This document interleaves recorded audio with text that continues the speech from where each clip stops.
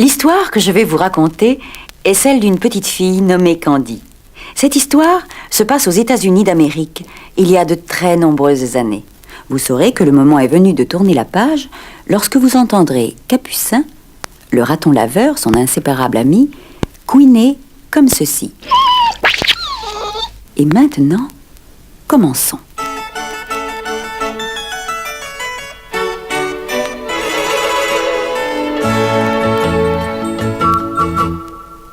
Mademoiselle Pony est une vieille demoiselle qui possède une très jolie maison près du lac Michigan. Comme elle n'a pas eu d'enfant, elle a décidé de faire de cette maison une sorte de pension où elle recueille les enfants abandonnés et ceux qui ont perdu leurs parents. Mademoiselle Pony est aidée dans sa tâche par une jeune religieuse, sœur Maria. Un soir d'hiver, Tom, l'un des petits pensionnaires, entre en courant dans la maison. Venez vite, il y a quelque chose devant la porte, ça pleure et ça pousse des petits cris. Seigneur, mais c'est un bébé abandonné. Mais ici, il y en a un autre. Regardez, c'est une petite fille. Il y a un mot sur le berceau, elle s'appelle Annie. Et dans l'autre, il y a une poupée à côté du bébé. Il n'y a pas de lettres, mais la poupée a un nom brodé sur sa robe. Candy. À la grande joie de Tom, Mademoiselle Pony décida de garder ses deux petits bébés et de leur donner ainsi un foyer.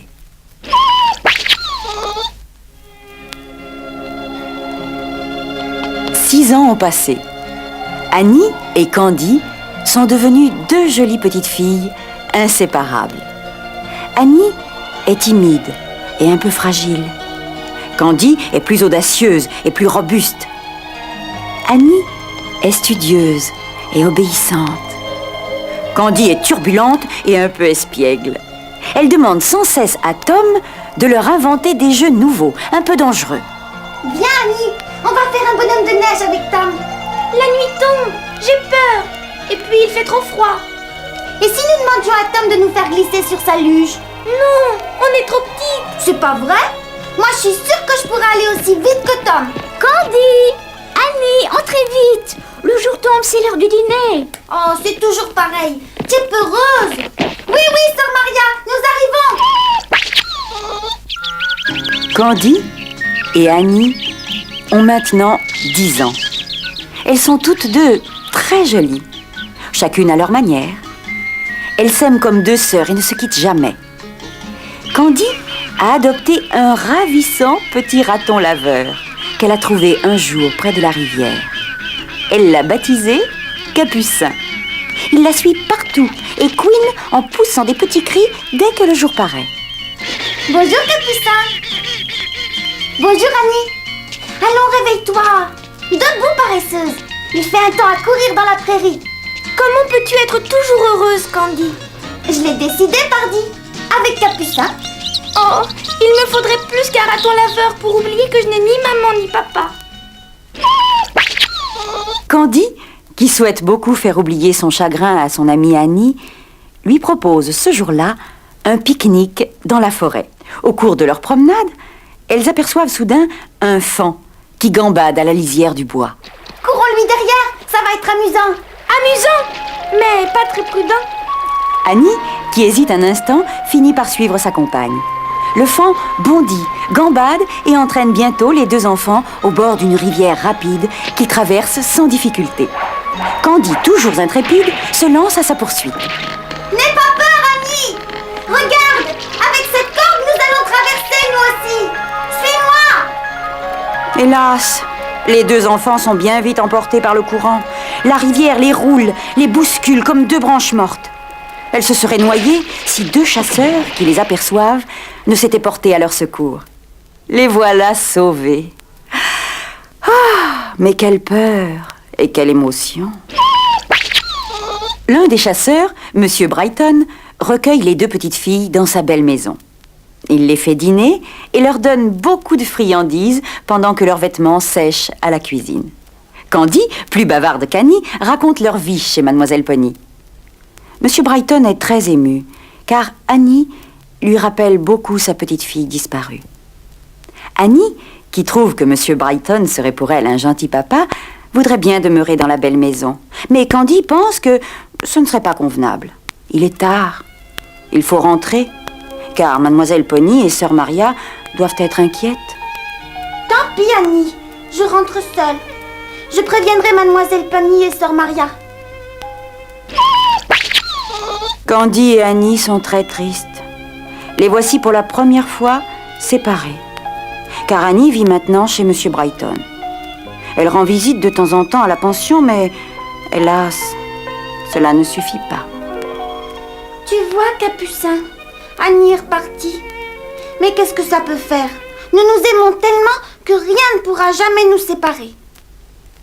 Pour se distraire, Candy grimpe aux arbres et court à travers les prés en compagnie de Tom et de John, les deux autres pensionnaires.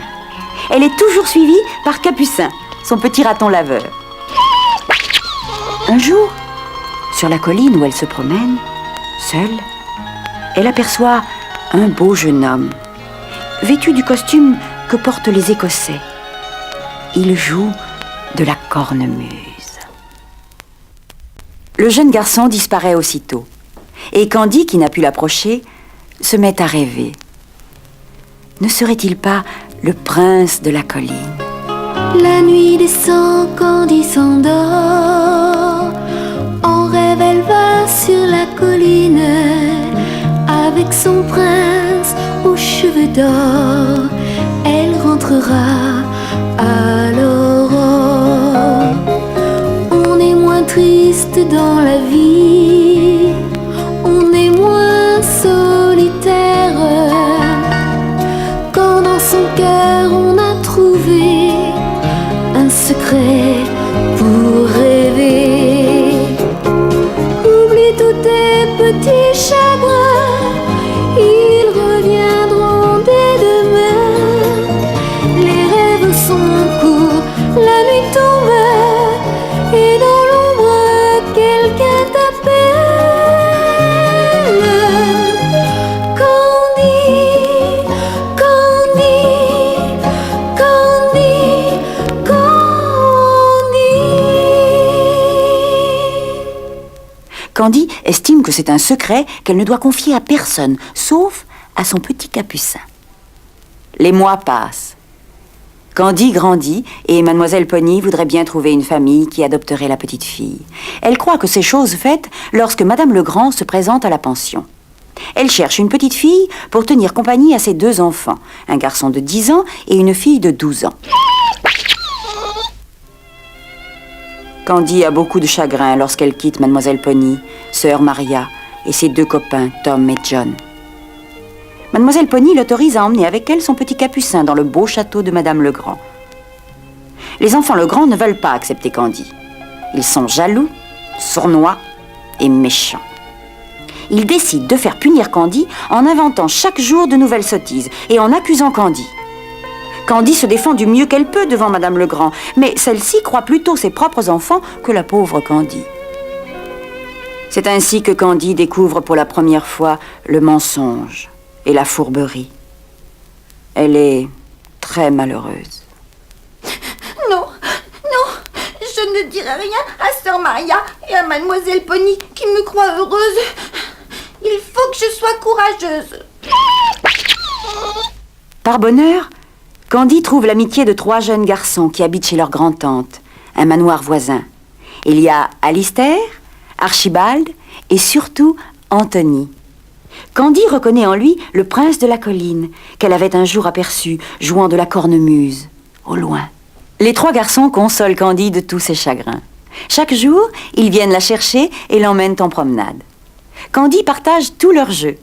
Et les enfants Legrand sont si jaloux de la pauvre Candy qu'ils obligent Madame Legrand à la chasser de sa jolie chambre et à la faire dormir dans l'écurie du château. Après tout, je serai mieux avec les chevaux et avec mon petit Capucin. Eux au moins sont gentils. Anthony monte très habilement à cheval. Il aime l'équitation et les étalons les plus rétifs ne l'effraient pas. C'est pourquoi, sans le dire à sa grand-tante, Anthony décide de participer à un rodéo qui doit se dérouler près du village voisin. Alistair et Archibald sont dans le secret. Anthony informe aussi son ami Candy. ce qui rend très jaloux les enfants Legrand. Le jour du rodéo arrive. Candy, perchée sur la barrière, assiste angoissée et admirative aux exploits d'Anthony. Bravo, Anthony! Tiens, encore quelques secondes! Oh, il est merveilleux! Anthony sort vainqueur du rodéo, ayant réussi à se maintenir en selle plus longtemps que tous les concurrents.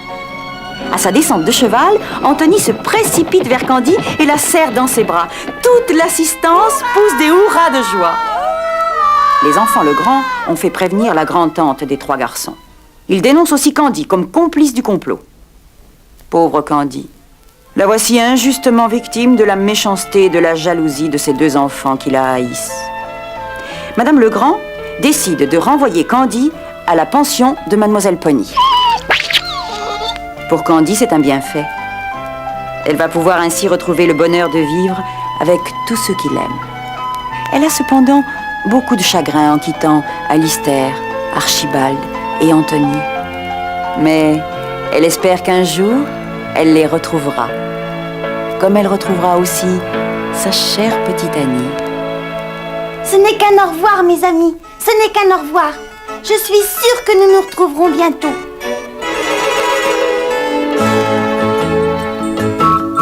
Au pays de Candy, comme dans tous les pays, on s'amuse, on pleure, on rit.